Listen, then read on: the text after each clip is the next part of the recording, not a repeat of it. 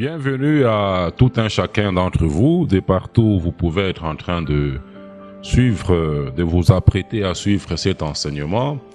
À tout celui qui est saint, appelé à la gloire éternelle en Christ Jésus, après avoir souffert pour peu de temps sur terre, à celui qui est saint, membre du corps de Christ qui est son Église, je vous souhaite la bienvenue à l'enseignement du jour et je vous prierai d'aller avec cet enseignement jusqu'à la fin pour y apprendre ce que le Seigneur voudrait que vous puissiez y apprendre. Et je continue à parler sur le thème de la série sur lequel je parle depuis un certain temps, qui n'est rien d'autre que le retour de tout enfant de Dieu à la bergerie de Jésus-Christ, l'un des préalables pour son édification. Dernièrement, on avait dit le seul préalable, mais c'est l'un des préalables. Vous le comprendrez dans la suite de cette série, Dieu voulant, en continuant à suivre ces enseignements qui sont publiés régulièrement sur la page Facebook, sur la chaîne YouTube, à la télé pour celui qui suit à la télé et à la radio. En continuant à suivre cette série, vous comprendrez le pourquoi de ce qu'on dit maintenant que c'est l'un des préalables. Nous sommes en train de croître tous les jours en méditant la parole de Dieu avec l'aide du Saint-Esprit. Il rend jour après jour les choses de plus en plus claires et nous sommes en train de croître dans la foi. Nous sommes en train de croître dans la doctrine de Christ. Nous sommes en train de parvenir petit à petit à l'unité de la foi, à l'unité de la doctrine de Christ qui, selon Jude 1, 3, nous a été transmise une fois pour toutes. La foi, la doctrine de Christ nous a été transmise par les apôtres et les prophètes une fois pour toutes. Il n'y a rien à ajouter, il n'y a rien à retrancher. La roue existe, il faut l'utiliser. Eh bien, avant de continuer sur là où je me suis arrêté dernièrement, il y a juste une pensée là que le Saint-Esprit est en train de me communiquer, je crois, avant juste que je ne commence à enseigner. C'est sur l'amour de Dieu, juste quelques mots là sur l'amour de Dieu. Mon ami, mon frère, ma sœur, toi qui es en train de me suivre pendant ce temps, j'aimerais juste te dire que l'amour de Dieu ne consiste pas à cajoler les gens. L'amour de Dieu ne consiste pas à cajoler quelqu'un. Comme si on était en train,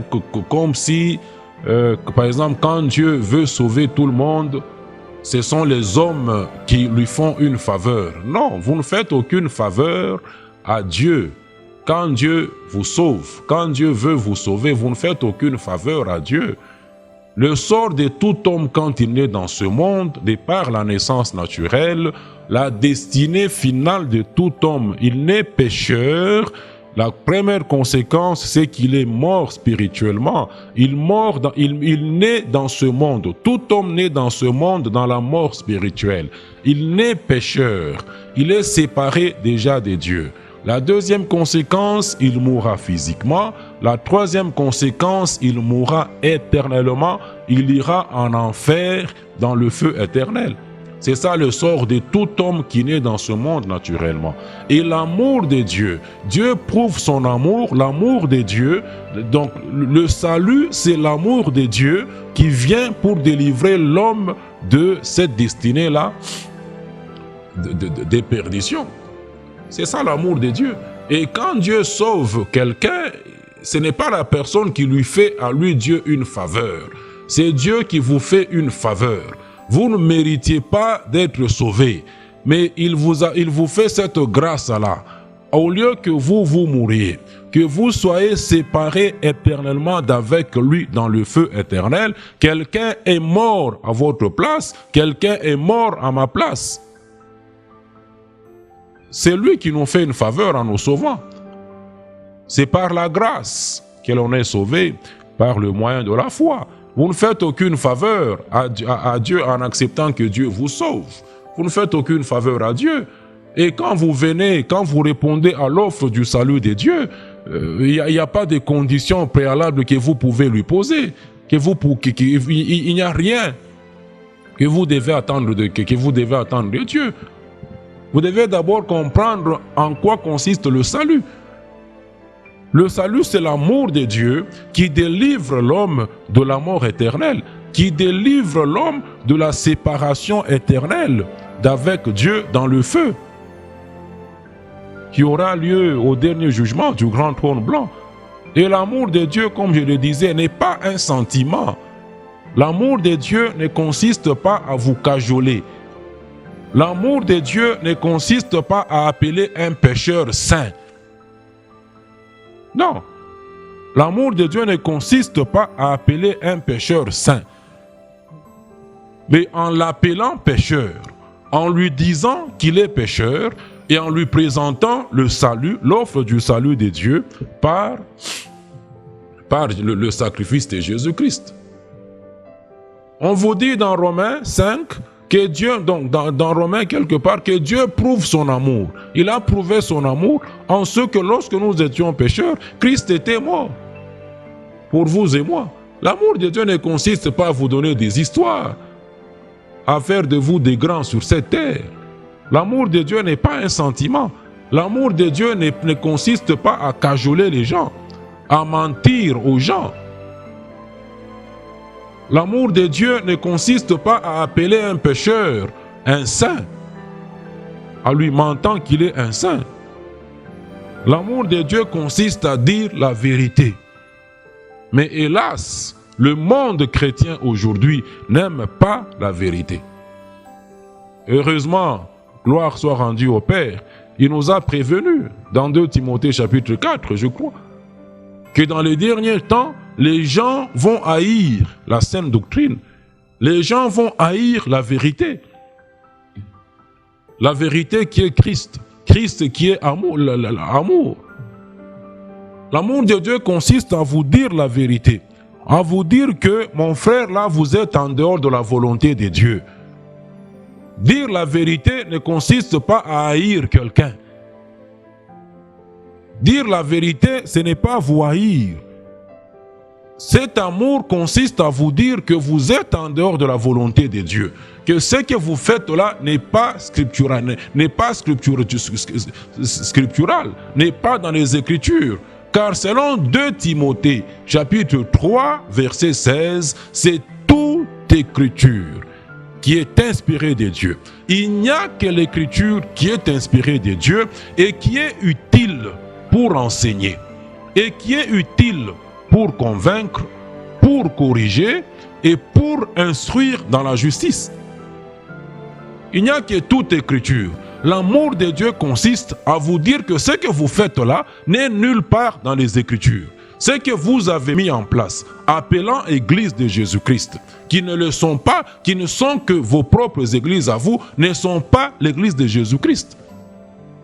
L'amour de Dieu ne consiste pas à vous cajoler, à vous mentir, comme si on cherchait votre faveur. Comme si on cherchait à avoir la faveur des gens. Ça, ce n'est pas l'amour de Dieu. Ça, ce n'est pas l'amour de Dieu. Et si moi, je me mettais, j'ai tombé dans le même paix. Moi, je ne cherche l'argent de personne. Je ne suis pas un serviteur du ventre. On tombait dans le même piège où beaucoup sont tombés dans des compromis en tordant la doctrine pour chercher la faveur des hommes. Non, moi je ne cherche pas la faveur des hommes. Je ne cherche pas la faveur des hommes. Mais le monde n'aime pas entendre la vérité. N'aime pas entendre la vérité. Ce sont les derniers temps. Vous haïssez la vérité de plusieurs manières. De plusieurs manières. Galates 1, verset 10. Et maintenant, est-ce la faveur des hommes que je désire? Est-ce la faveur des hommes qu'un serviteur de Dieu, celui qui se dit serviteur de Dieu, est appelé à désirer? Non. Ou celle de Dieu? Est-ce la faveur des hommes ou celle de Dieu? Est-ce que je cherche à plaire aux hommes? Si je plaisais encore aux hommes, je ne serais pas serviteur de Christ. L'amour de Dieu consiste à vous dire la vérité. Que là, vous êtes en dehors de la vérité de Dieu. Vous êtes en dehors des Écritures. Et si vous êtes en dehors des Écritures, vous êtes en dehors de la volonté de Dieu. Vous êtes en dehors de la volonté de Dieu. On ne va pas chercher à améliorer ce qui n'est pas conforme à la volonté de Dieu. On ne va pas chercher à améliorer des structures qui ne sont pas bibliques. On ne va pas chercher à améliorer ce qui n'est pas doctrinal. Car je venais de vous dire, selon Jude 1:3, la foi, la doctrine de l'Église, Christ l'a déjà donné une fois pour toutes. On ne peut pas chercher à améliorer, à s'adapter dans ce qui n'est pas conforme aux Écritures. À ce qui n'est pas conforme aux Écritures. Et j'ai commencé à vous le faire voir dans la dernière partie de cette série que j'ai donnée dernièrement, que quiconque aujourd'hui est déjà sauvé. C'est-à-dire tout enfant de Dieu. Et je le dis toujours, ce n'est pas tout celui qui se dit enfant de Dieu qui l'est véritablement. Et dans la grande maison où nous sommes, selon 2 Timothée, chapitre 2, verset 19, Dieu seul connaît ceux qui lui appartiennent. Ce n'est pas tout celui qui se dit de Christ qui l'est. Ce n'est pas tout celui qui se dit enfant de Dieu qui est enfant de Dieu. Ce n'est pas tout celui qui se dit disciple de Christ qui l'est de par la nouvelle naissance. Ce n'est pas tout celui que l'on peut appeler, que le monde peut appeler chrétien, qui l'est par la nouvelle naissance. Mais tout celui qui est déjà sauvé, je l'ai dit dernièrement, tout celui qui est déjà sauvé, de par son salut, il est déjà membre de la seule Église de Jésus-Christ. Quiconque est déjà sauvé, quiconque Dieu a déjà sauvé, lorsqu'il a eu à entendre la prédication sur l'offre du salut de Dieu par le sacrifice de Christ, et qu'il aura cru à cette prédication-là dans son cœur, qu'il aura cru à cette prédication-là, et qui aura confessé Christ comme son Seigneur, ce n'est qu'à celui-là, ce n'est que celui-là que Dieu sauve. C'est ce qui vous est décrit dans Romains chapitre 10, versets 9 et 10. Il n'y a que celui-là qui est déjà passé par cette étape-là que Dieu a réellement sauvé. Et dès que Dieu sauve un homme, il ajoute à l'église de Jésus. Actes chapitre 2. Mes amis, que Dieu vous aide. Ma prière pour lui, c'est qu'il illumine les yeux de vos cœurs afin que vous puissiez voir ce qui est noir sur blanc dans les Écritures. Afin que vous ne puissiez pas chercher à justifier vos voies à vous que vous êtes en train de suivre mais qui ne sont pas dans les Écritures. Actes chapitre 2, verset 47, il est écrit que le Seigneur ajoutait chaque jour, comme il continue à ajouter aujourd'hui, à l'Église, à son Église, ceux qui étaient sauvés. Le Seigneur ajoute à son Église ceux qui sont sauvés. Il n'ajoute à aucune communauté ceux qui sont sauvés. Il n'ajoute à aucune église, communauté ceux qui sont sauvés. Dieu ne sauve personne pour qu'il soit membre d'une église, communauté. Dès que Dieu sauve quelqu'un, Actes 2,47, il ajoute à l'église de Christ. Éphésiens 2,20, vous avez été intégrés, vous avez été ajoutés à la maison de Dieu, à l'église que Dieu est en train de construire sur le fondement posé par les apôtres et les prophètes du Nouveau Testament. 1 Corinthiens 12,13, vous avez été baptisés dans un même esprit pour former un seul corps, pour former une seule église. Et nous avons tous été abreuvés d'un même esprit. Soit juif, soit grec, soit brazzavillois, soit centrafricain, soit congolais, soit français, soit quiconque est sur cette terre. Nous avons été baptisés par un même esprit. Le problème, c'est que ces vérités doctrinales, vous ne les comprenez pas. Vous ne les connaissez pas. Puisque ce qu'on vous enseigne dans les églises communautés, dans les églises des hommes, ce sont les techniques, les sagesses que les hommes sont en train de dérouler sur le terrain, qui n'ont rien à voir avec la doctrine. Ce sont les thèmes de l'année, thème de ceci, thème de cela. C'est où thème de l'année dans la doctrine? Nulle part. Mais si quelqu'un est réellement sauvé, si quelqu'un est brebis du Seigneur, le Seigneur, il dit dans Jean 10, que mes brebis entendent ma voix. Les brebis du Seigneur entendent sa voix. Et quand elles ont entendu sa voix, elles suivent le berger. Elles suivent le berger. Elles ne suivent pas un homme. Et suivre le berger, c'est mettre en pratique ce que ce berger-là vous a dit, qui est par les apôtres et les prophètes du Nouveau Testament, contenu dans les épîtres. Car dans Jacques chapitre 1, versets 22 à 25, on vous dit ne vous bornez pas à écouter seulement la parole, mais à la mettre en pratique. Et ces enseignements que je suis en train de donner en ces temps de la fin ne sont pas pour tous les chrétiens. Ne sont pas pour tout chrétien de nom. C'est pour les élus. Uniquement ceux-là qui ont la vie divine en eux. Uniquement ceux-là qui participent à la nature de Dieu. Ceux-là qui sont sauvés. Ceux-là en qui l'Esprit de Dieu habite. Ceux-là en qui l'Esprit de Dieu habite. Romains chapitre 8, verset 9b. Si quelqu'un n'a pas l'Esprit de Dieu, si quelqu'un n'a pas l'Esprit de Christ, si quelqu'un n'a pas le Saint-Esprit en lui, il ne lui appartient pas. Il ne lui appartient pas. Le Seigneur, il est le bon berger. Il connaît ses brebis et ses brebis le connaissent. Vous pouvez errer, être emporté en dehors de la volonté de Dieu. Mais dès que vous entendez la vérité, dès que vous entendez la voix du berger, vous ne pourrez que suivre le berger. Vous êtes là, vous me regardez, vous ne prenez aucune action. Vous ne faites rien. Vous entendez la vérité, vous demeurez le même. Vous demeurez dans les églises des hommes. Vous demeurez membre des églises communautés. Ça signifie quoi ça? Deux possibilités. Soit vous n'êtes pas un enfant de Dieu, la vie de Dieu n'est pas en vous. Deuxième possibilité, vous demeurez dans un aveuglement, dans un profond aveuglement spirituel. Les brebis du Seigneur, quand elles ont entendu sa voix, elles suivent le berger.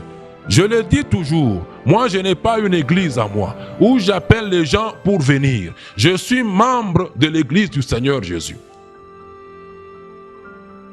Et par moi, le Seigneur est en train de ramener ses brebis à la bergerie. À la bergerie. L'amour de Dieu consiste à vous dire la vérité. Que vous êtes en dehors de la vérité de Dieu. Pas pour vous faire. Ça peut vous faire mal. Ça fera mal à votre homme naturel. Ça fera mal à votre chair. Mais dans ce mal-là, Dieu va travailler en vous pour vous ramener sur le droit chemin. Ceux qui sont sauvés appartiennent, sont membres de l'église de Jésus-Christ. Ce n'est pas leur église, mais celle de Jésus-Christ. Comprenez les mots, ce sont les paroles de sagesse que le divin Saint-Esprit ne cesse de me donner depuis un certain temps. Ceux que Dieu sauve, ils sont membres, ils ont été ajoutés à l'église de Jésus. Ce n'est pas leur église, mais c'est l'église de Jésus-Christ. Mais c'est l'église de Jésus-Christ qui est la maison de Dieu, qui est le temple de Dieu, qui est la famille de Dieu. Éphésiens chapitre 2, verset 19, selon la traduction de la Bible second 21, vous démontre que l'église, c'est la famille de Dieu. L'église où ceux qui sont sauvés sont les enfants de la famille de Dieu. Ainsi, un membre de la famille de Dieu ne peut pas avoir sa propre famille au sein de la famille de Dieu. Tu es un membre de la famille de Dieu. Tu es un membre de la maison de Dieu. Tu ne peux pas avoir ta maison à toi dans la maison de Dieu. Tu ne peux pas avoir ta famille à toi dans la maison, dans la famille de Dieu. Si quelqu'un veut avoir sa famille à lui, il doit quitter. Il doit quitter la famille de Dieu. Il doit quitter la maison de Dieu. Si quelqu'un veut quitter la maison de Dieu, il doit quitter la maison de Dieu. Il doit quitter l'église de Dieu. Pour ainsi dire, comme j'ai commencé à le dire, qu'un enfant de Dieu, ou pour une bonne compréhension encore, pour un chrétien sauvé qui est déjà passé par le salut, ne peut pas avoir une église. Ne peut pas avoir une église. C'est ça l'amour de Dieu. Telling you the truth. Te dire la vérité. Car tu es membre de la famille de Dieu à laquelle tu appartiens de par ton salut. Et un enfant de Dieu ou un chrétien sauvé ne peut pas être membre de l'église d'un homme.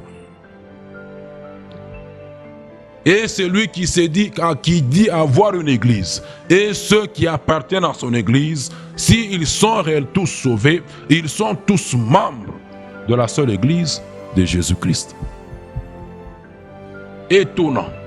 Et la parole de Dieu, même quand on prend les images de l'Ancien Testament, même quand on entre dans la réalité, dans le Nouveau Testament, ne reconnaît à aucun apôtre, aucun prophète, aucun évangéliste, aucun pasteur ou docteur de Christ, ni à aucun ancien, ni évêque, de se constituer un groupe de gens sous sa supervision à lui, disant Église de Jésus-Christ. Nulle part dans les Écritures, nulle part dans la doctrine qui nous a été transmise, selon Jude 1:3, une fois pour toutes. Car l'Église de Dieu, en tant que maison spirituelle, a un seul fondement, a une seule doctrine, qui a déjà été transmise. Tout ce que nous sommes en train de faire, tout ce qu'un enfant de Dieu est appelé à faire, doit se faire sur le fondement, sur la doctrine posée par les apôtres et les prophètes.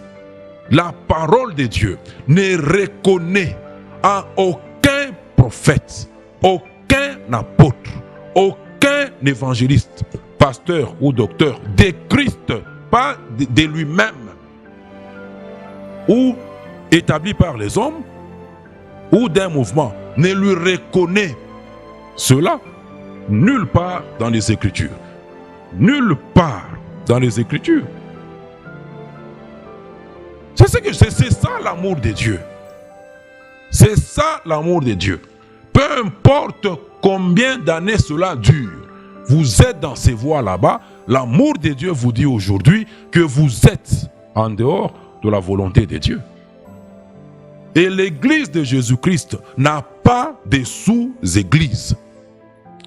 N'a pas de sous-église à être gérée ni par un apôtre, ni par un prophète, ni par un évangéliste, ni par un pasteur, ni par un docteur. Et les 5 ministères que Christ a donnés à son église, leur mission est résumée dans un seul verset de la Bible. Éphésiens 4, verset 12. Éphésiens 4, verset 12. Pour le perfectionnement des saints, en vue de l'œuvre de leur ministère et de l'édification du corps de Christ.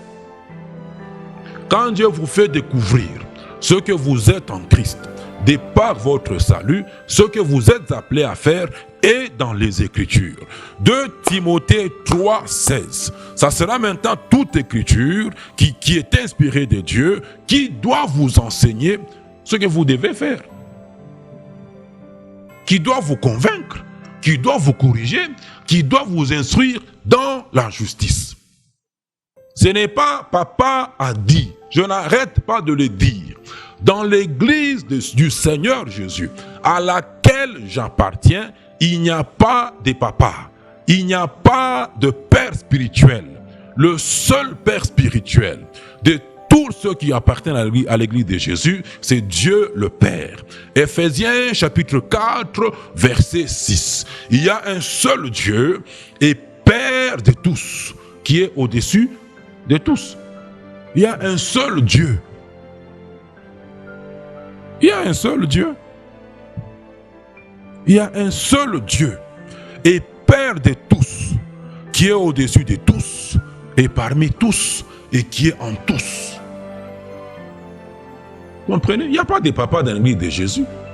À tout celui qui a reçu Christ, à tout celui qui a reçu l'offre du salut de Dieu, par le sacrifice de Christ, Christ, la parole de Dieu, a donné le pouvoir de devenir enfant de Dieu. Il n'y a pas certains à qui la parole de Dieu a donné le pouvoir de devenir des papas de Dieu. Dieu n'a que des enfants. Je suis fier d'être un enfant de Dieu. Et l'église de Jésus n'est pas une institution laïque.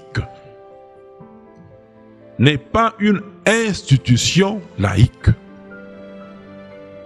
Quelques membres de cette église-là, de Christ, sont encore sur terre présentement. Beaucoup sont déjà morts en Christ. Selon Philippiens 1, 22, 23, ils sont déjà avec Christ dans le lieu céleste au repos. Mais certains, nombreux aussi sont encore sur terre, présentement en ordre dispersé.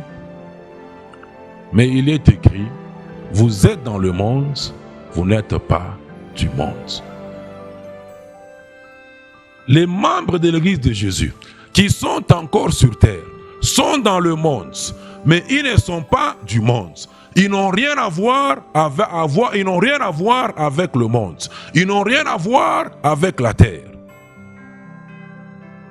Ils n'ont rien à voir avec la terre.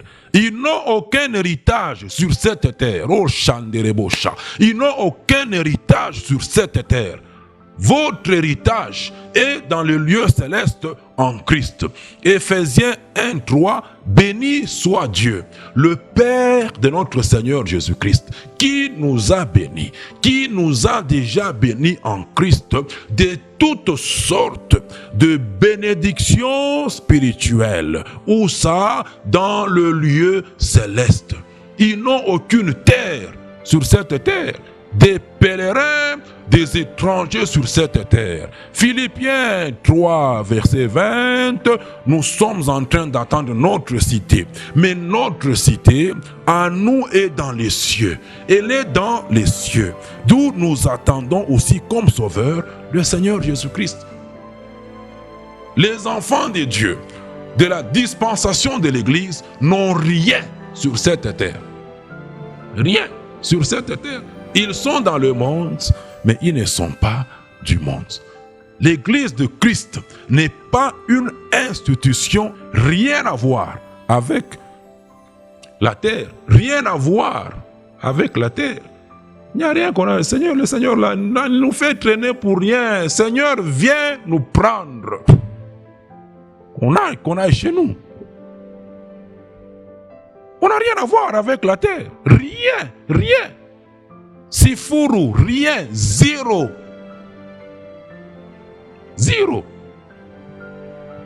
On n'a rien à voir. On n'a rien à voir sur cette terre. Hébreux chapitre 13, verset 13. Sortons donc pour aller à qui? À lui. Pour aller à lui Christ. Hors du camp du monde, hors de toutes les religions possibles, en portant son opprobre, en portant l'opprobre de Christ. Car 14 a des cités permanentes. Mais nous cherchons celle qui est à venir. L'Église de Jésus n'est pas une institution laïque, n'est pas une organisation laïque, mais c'est un organisme vivant. Ce n'est pas une organisation humaine. Pour que les hommes prétendent aujourd'hui organiser ce qu'ils appellent Église de Jésus, mais qui sont en réalité, ce n'est que théorique. En réalité, ce sont leurs églises qui les appartiennent, dont l'homme a établi les statuts, dont l'homme est responsable, dont l'homme est visionnaire, dont l'homme est chef. Ça, ce n'est pas l'église de Jésus. Ça, ce n'est pas l'église de Jésus. Romains 12, verset 2. Ne vous conformez pas au siècle présent. Ne vous conformez pas au siècle présent. Ne vous conformez pas à ce que le monde fait. Ne vous conformez pas aux organisations du monde. L'ordre de Dieu, la structure de Dieu pour son église est dans la doctrine. Mais elle a été foulée aux pieds des gens. Et l'église de Jésus n'a pas de responsables sur terre. L'église de Jésus n'a pas de représentants légaux, n'a pas de responsables sur cette terre. L'église de Jésus, imagée à un corps, a pour chef suprême Christ. Christ est la tête de son corps qui est son église. Physiquement, dans le corps, tous les membres du corps sont reliés entre eux. Tous les membres du corps sont reliés entre eux. Et de la même façon, les membres du corps de Christ, ceux que Dieu a sauvés, sont aussi reliés entre eux. Et comment est-ce qu'ils sont reliés entre eux? Par le Saint-Esprit. L'unité du Saint-Esprit. Par le Saint-Esprit, ceux qui sont sauvés sont reliés les uns aux autres. Et par le même Saint-Esprit, tout son corps est relié à la tête qui est Christ. Les membres du corps de Christ sont reliés à la tête qui est Christ par le Saint-Esprit. C'est ainsi que dans 2 Corinthiens 13, cette prière magistrale avec laquelle je clôture tous les enseignements, quand on parle de la communion du Saint-Esprit, c'est que c'est par le Saint-Esprit que nous avons communion avec Christ, que nous avons communion avec Dieu le Père. Par le Saint-Esprit. C'est lui qui nous relie, qui nous unit à Christ. Quand on est baptisé, selon 1 Corinthiens 12, 13, baptisé dans un même esprit pour former un même corps. Nous sommes les membres d'un même corps. Les membres du corps sont reliés entre eux. Celui qui nous unit les uns aux autres, c'est le Saint-Esprit. Celui qui nous unit à Christ, le chef suprême de l'Église, c'est le Saint-Esprit. Ainsi, Christ étant au ciel, sur le trône du Père, assis à la droite du Père, dirige son Église par le Saint-Esprit. Dirige les membres de son Église par le Saint-Esprit. Jésus n'a pas de représentant légal de son Église sur terre. Jésus n'a pas de représentant de son Église sur terre. C'est ça, c'est en cela que consiste l'amour de Dieu. Vous dire toutes ces vérités-là. Vous dire toutes ces vérités-là. Jésus n'a pas besoin de venir sur terre pour diriger son Église. Par le Saint-Esprit qui habite dans son Église, il dirige son Église. Et la structure de son Église, le collège des anciens, comme je n'ai cessé de le dire dans les enseignements derniers, devrait paître les brebis du Seigneur résidant une localité donnée, résidant une zone géographique donnée. Leur mission, c'est paître les brebis du Seigneur. Les brebis du Seigneur. Les brebis d'autrui du Seigneur. Pas leurs brebis. Ils ne sont pas leurs brebis. Ils ne sont pas les chefs des brebis. Les anciens devraient paître les brebis d'autrui, qui ne sont pas leurs brebis, dont ils ne sont pas des chefs. Et eux, anciens, et les autres brebis, tous sont les brebis du Seigneur. Les 5 ministères d'Éphésiens 4:11 devraient, eux, perfectionner les saints en vue de l'œuvre du ministère. Jésus ne reconnaît à personne une autorité, une hiérarchie, une supériorité par rapport à ses brebis. Vous perfectionnez les saints du Seigneur, ce n'est pas vos saints, ce n'est pas vos brebis. L'Église de Jésus n'a pas de responsable sur cette terre. Sur cette terre. Et j'aimerais dire à quelqu'un que vous n'avez pas besoin de quelqu'un sur cette terre pour vous conduire. Vous n'avez besoin de personne. Que quelqu'un soit devant vous pour vous conduire. Jésus seul, par le Saint-Esprit, vous conduit. Vous conduit. Et aujourd'hui, avec toute cette confusion qu'il y a dans la grande maison, bon, même le collège des anciens là-bas, ça appartient au passé. Au passé. Car l'église de Jésus aujourd'hui dans les villes ou dans les localités est devenue aussi, fait partie de cette grande maison où nous sommes. Tous ceux qui confessent Christ, tous ceux qui professent Christ, qui habitent une zone géographique donnée, ne sont pas forcément membres de l'église de Jésus. Ils sont tous, et ceux qui sont véritablement membres de l'église de Jésus, sont tous dans la grande maison. Mais tous ceux qui professent Christ dans une localité donnée ne sont pas tous forcément membres de l'église de Jésus. C'est ainsi que toutes les vérités de Dieu concernant tout même cette structure-là ne sont plus d'actualité. Ne sont plus d'actualité. Tous ne sont pas sauvés dans la grande maison où nous sommes. Et la responsabilité, je ne cesse de le dire, est personnelle dans cette grande maison. C'est seul à seul avec Jésus dans cette grande maison. Et dans cette grande maison, Dieu suscite. Il suscitera toujours ses serviteurs pour vous dire toutes ces vérités de sa part que je suis en train de vous dire, et chacun sera toujours appelé à prendre ses dispositions. Les choses sur terrain actuellement sont complètement différentes de ce que Dieu enseigne dans sa parole. Sont complètement différentes de la doctrine de Christ. On a des rassemblements sur place, sur terrain, constitués des païens et de quelques personnes qui sont sauvées. Des histoires qui sont appelées cultes. Des histoires des rassemblements qui n'ont rien à voir avec ce que les Écritures nous enseignent, selon 2 Timothée 3,16. Rien conforme aux Écritures. Rien conforme aux Écritures. Rien conforme à la doctrine. Rien du tout. Rien. L'Église de Jésus n'est pas une institution laïque, n'est pas une organisation du monde.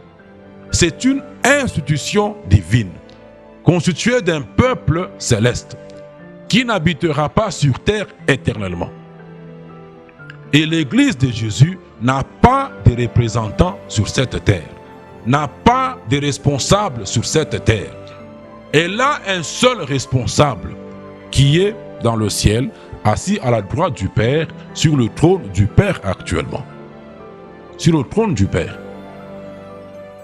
Et tout chrétien sauvé, tout enfant de Dieu, qui se dit aujourd'hui apôtre, prophète, évangéliste, pasteur ou docteur, mais qui a une église, qu'il dit église de Jésus entre parenthèses, est en dehors de la volonté de Dieu.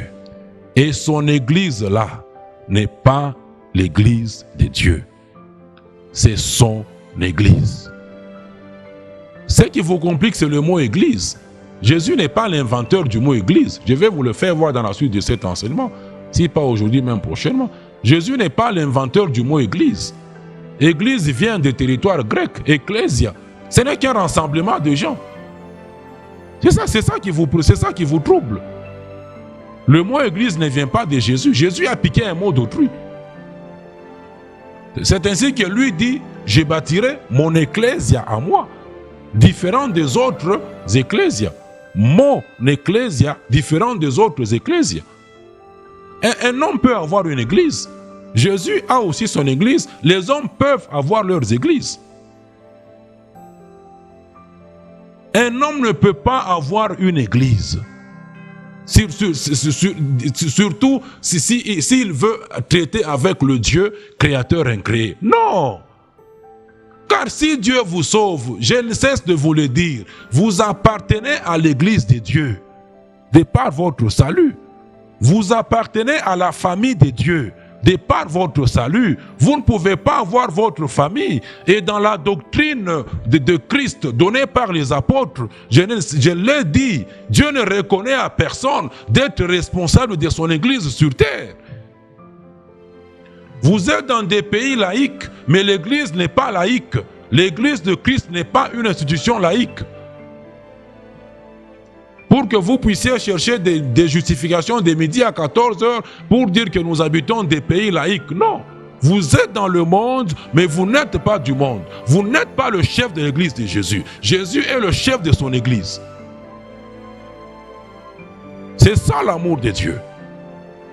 Vous dire la vérité. Et celui qui est véritablement enfant de Dieu, quand il entend ces vérités, il doit abandonner ses propres voies et suivre la voie de Dieu. Pas me suivre moi, je ne suis rien dans l'église du Seigneur. Un petit membre. Paul pouvait se dire le moindre des apôtres. Moi aussi je suis le moindre des apôtres. Pas me suivre moi. Chercher à savoir où je vis, comment on peut me rencontrer, comment on peut faire ceci ou cela. Pour celui qui est dans la zone géographique où je vis, oui, je suis là au centre biblique chaque samedi de 14h à 16h. Mais ce n'est pas pour me suivre moi. Dans la grande maison, la responsabilité est personnelle, sur base de la parole de Dieu. Celui qui est brebis du Seigneur, quand il entend ça, il ne peut que suivre le Seigneur, peut que suivre ce que le Seigneur lui dit. Tout ce que vous dites structure là-bas n'est pas dans les Écritures. C'est elles qui sont inspirées de Dieu et utiles pour nous enseigner toutes choses. Toutes choses. Le collège des anciens devrait paître les brebis du Seigneur résidant une localité donnée. Maintenant, tout ce qui se dit brebis du Seigneur aujourd'hui dans une localité donnée n'est pas forcément brebis du Seigneur et par la nouvelle naissance. Vous ne pouvez pas appeler, vous ne pouvez pas être responsable d'une église, surtout si vous vous dites enfant de Dieu, surtout si vous vous dites chrétien. Mais malheureusement, 2 Timothée chapitre 3, verset 12, verset 13, mais les hommes méchants et imposteurs avanceront toujours plus dans le mal, égarant les autres et égarés eux-mêmes. Ceux qui sont égarés, ceux qui jouent le jeu du diable, en demeurant dans leur propre voie, sont égarés et vont continuer à vous égarer. Gare à vous. Et personne ne vous encouragera à prendre cette position de foi. Personne n'encouragera personne. Vous êtes seul devant vos responsabilités, seul devant la parole de Dieu, devant le tribunal de Christ, pour celui qui est déjà sauvé, devant le trône, le jugement du trône blanc. Au dernier jugement, personne ne comparaîtra en faveur de quelqu'un d'autre. Personne. Vous comparaîtrez seul devant le Dieu que je vous enseigne. Au lieu d'obéir à la parole de Dieu, papa a dit merci. Continuez à faire ce qu'il ne veut pas vous dire. Rendez-vous pour vous au tribunal du grand trône blanc. Vous comparaîtrez seul à seul devant Dieu. Personne ne comparaîtra pour vous. Et chacun sera récompensé seul à seul. En fonction de sa fidélité. Comment un homme, lui qui s'est dit sauvé, membre de l'église de Jésus, peut avoir une église? Nulle part dans les Écritures. Éphésiens 2, 19. Selon la traduction de la Bible second 21, vous révèle que l'église est la famille de Dieu. Naturellement parlant, rentrons dans le naturel. Aussi longtemps qu'un enfant est chez ses parents, il est membre de la famille de son père. Vrai ou faux? Mon frère, vrai ou faux? Ok, merci. Il ne peut pas avoir sa propre famille chez son père.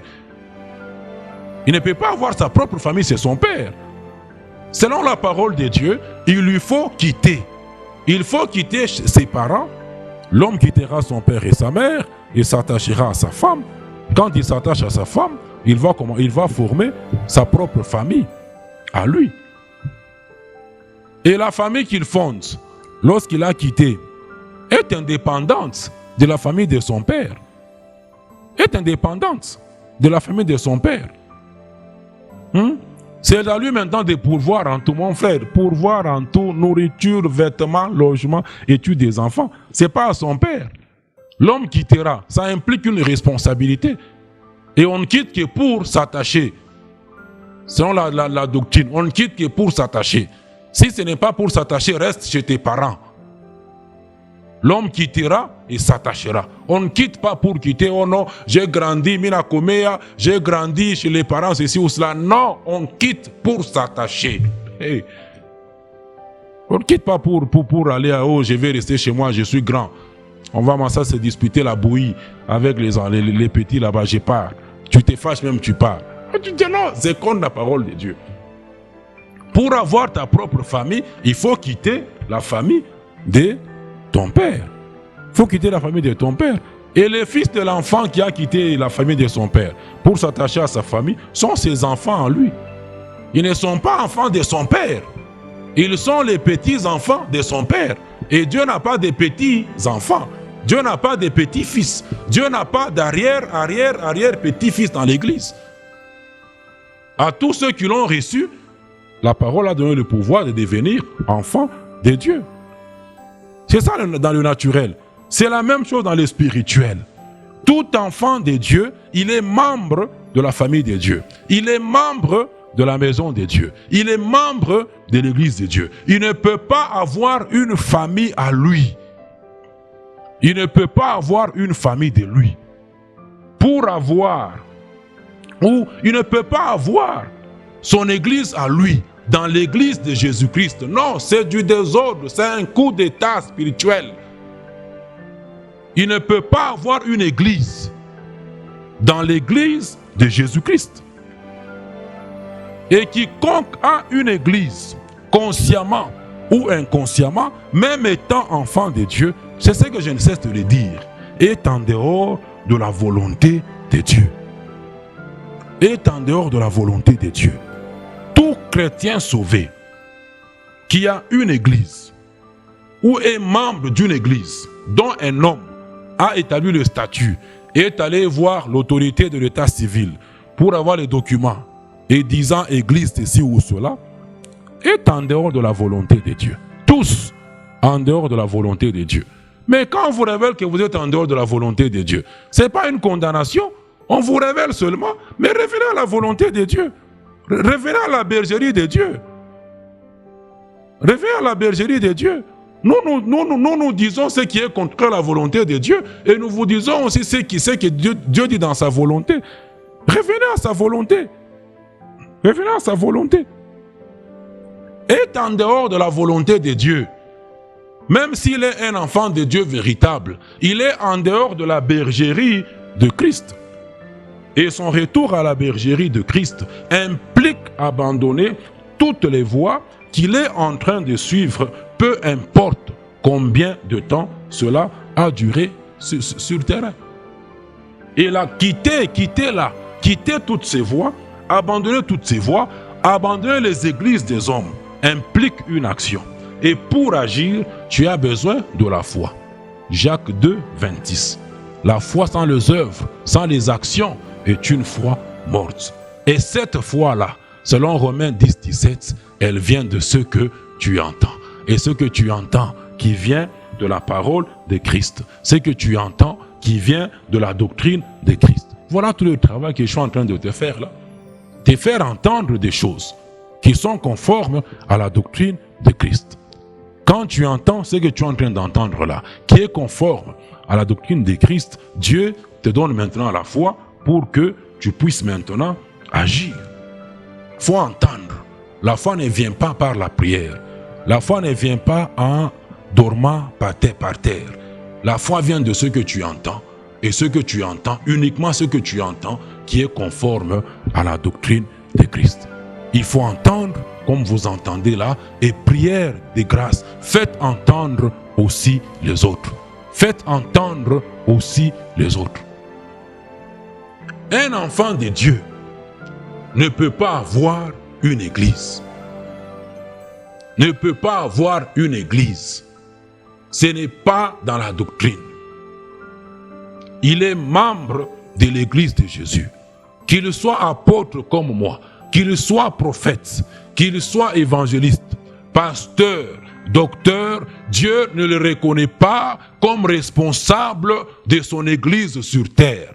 Le seul responsable de l'église de Jésus-Christ, c'est Christ. L'homme ne peut pas établir les statuts de l'église de Jésus sur cette terre. Et le monde chrétien, aujourd'hui, a ses propres apôtres. Le monde chrétien a ses apôtres, a ses prophètes, a ses évangélistes, a ses pasteurs, a ses docteurs. Et c'est plein des histoires comme ça dans les Écritures, c'est plein. Tout celui qui se dit apôtre, prophète, évangéliste, docteur, pasteur, n'est pas forcément, ne l'est pas de Christ. Tout celui qui se dit ancien ne l'est pas de Christ, ne l'est pas forcément de Christ. Ancien, tu vas paître quelle brebis? Jésus a donné les anciens pour paître la grande maison. Non. Tu vas paître qui? Tu vas paître quelle brebis dans la grande maison?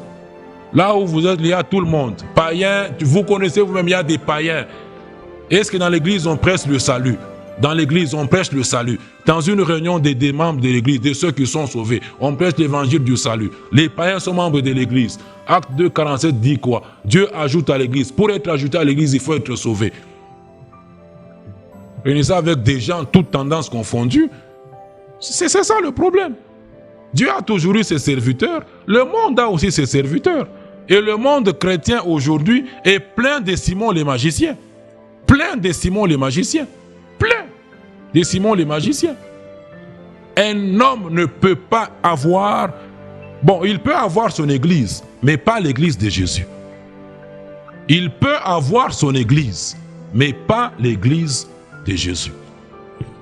Mais pas l'église de Jésus. Les gens ont voulu aider Dieu. Les gens ont voulu aider Dieu.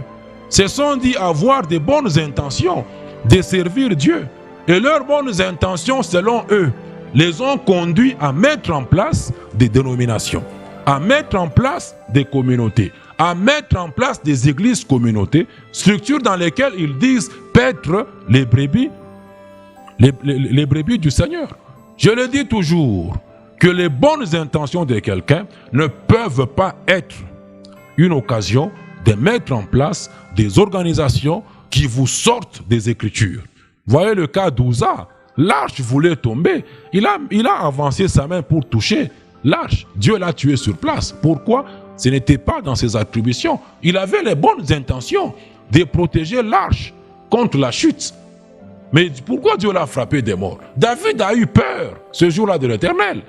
Il a renvoyé l'arche chez Obed-Edom. Pourquoi?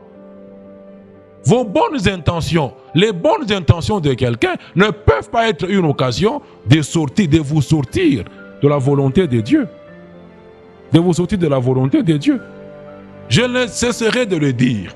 Tous les chrétiens, pour que vous compreniez mieux, du monde entier, qui sont sauvés, mais qui sont membres d'une église communauté ou d'une dénomination quelconque, sont en dehors de la volonté de Dieu. Ils ont foulé la structure de l'église selon Christ. Ils l'ont foulé aux pieds. Ils l'ont foulé aux pieds. Nulle part, il est écrit que, il n'est écrit nulle part que quand par vous, par exemple, Dieu a sauvé une âme, que c'est à vous de la prendre en charge. Nulle part il est écrit ça. Paul pouvait dire, j'ai sémé, Apollos a arrosé, mais c'est Dieu qui fait croître. C'est Dieu qui édifie. Dans la doctrine de Christ, la charge de paître les brebis du Seigneur, résidant de localités données, revient au collège des anciens. Acte 20, 28. 1 Pierre 5, 1, 2. 2 Timothée 3, 16. Toute écriture est inspirée de Dieu et utile pour vous enseigner tout ça. Utile pour vous enseigner tout ce que je suis en train de vous dire. Et les 5 ministères d'Éphésiens 4, 11, quant à eux, leur mission se trouve dans Éphésiens chapitre 4, verset 12. Perfectionnez les saints pour en vue de l'œuvre du ministère qui va conduire à l'édification du corps de Christ. Et la technologie aujourd'hui devrait aider les 5 ministères à faire ce travail-là en faveur de tous les saints qui sont dans le monde entier, comme je le fais aujourd'hui. Voilà la structure de l'Église de Jésus-Christ, selon Dieu. Et il est écrit que vos voix ne sont pas les voix de Dieu. C'est ça l'ordre de l'Église de Christ, pas celle dont l'homme a établi les statuts. Et tout chrétien sauvé, membre d'une église, communauté, quel que soit ce qu'il peut dire, mais qui n'est pas dans les Écritures, est en dehors de la volonté de Dieu. Tout chrétien, tout court, qui appartient à une église communauté, ou qui a une communauté, est en dehors de la volonté de Dieu. Quels que soient les débats d'idées que vous pouvez faire à gauche ou à droite, sortez vos Écritures qui vous appuient dans ce que vous êtes en train de faire. 2 Timothée 3, 16, un verset clé. Toute Écriture est inspirée de Dieu. Pas le syllabus de M. Mordré ou de tel autre. Ou Bolognon avait dit ceci, il avait dit cela. Non. Toute Écriture. Sondez les Écritures, trouvez ce que vous êtes en train de faire. Ce que vous êtes en train de dire, si c'est dans les Écritures. Tout le monde aujourd'hui a son église. Jésus a aussi son église. Jésus a aussi son église. Tout le monde rassemble de plusieurs manières. Jésus rassemble par le salut. Il commence à rassembler par le salut. C'est en cela que consiste l'amour de Dieu. L'amour de Dieu, comme je le dis dans l'introduction, ne consiste pas à appeler un pécheur saint. C'est à lui dire qu'il est pécheur en lui présentant l'offre du salut de Dieu par le sacrifice de Christ. Cet amour consiste à dire à celui qui est en dehors de la volonté de Dieu que, messieurs, vous êtes en dehors de la volonté de Dieu. Vous êtes en dehors de la volonté de Dieu dans cette voie que vous êtes en train de suivre. Si vous êtes un enfant de Dieu, vous êtes membre de par votre salut de la famille de Dieu. Vous ne pouvez pas prétendre avoir une famille ou appartenir à une famille d'un homme dans la famille de Dieu. C'est ça l'amour de Dieu. Mais hélas, le monde chrétien n'aime pas entendre la vérité. Et ces messages sont pour les résidus fidèles, sont pour les brebis qui sont véritablement brebis du Seigneur. Le Seigneur les connaît. Ils sont égarés présentement dans les mouvements des gens. Le Seigneur les cherche par sa parole pour les ramener à sa bergerie. Que celui qui a les oreilles entende ce que l'Esprit est en train de dire à tout celui qui peut être sauvé. Il est très important. Le retour de tout enfant de Dieu à la bergerie du Seigneur Jésus-Christ, l'un des préalables pour son édification. Même les portes de l'Hadès ne prévaudront jamais contre l'Église du Seigneur Jésus. Eh bien, que l'amour de Dieu le Père, la grâce du Seigneur Jésus et la communion du Saint-Esprit demeurent avec tous les saints de Jésus dans le monde entier où vous venez de suivre. Au nom de Christ Jésus. Amen.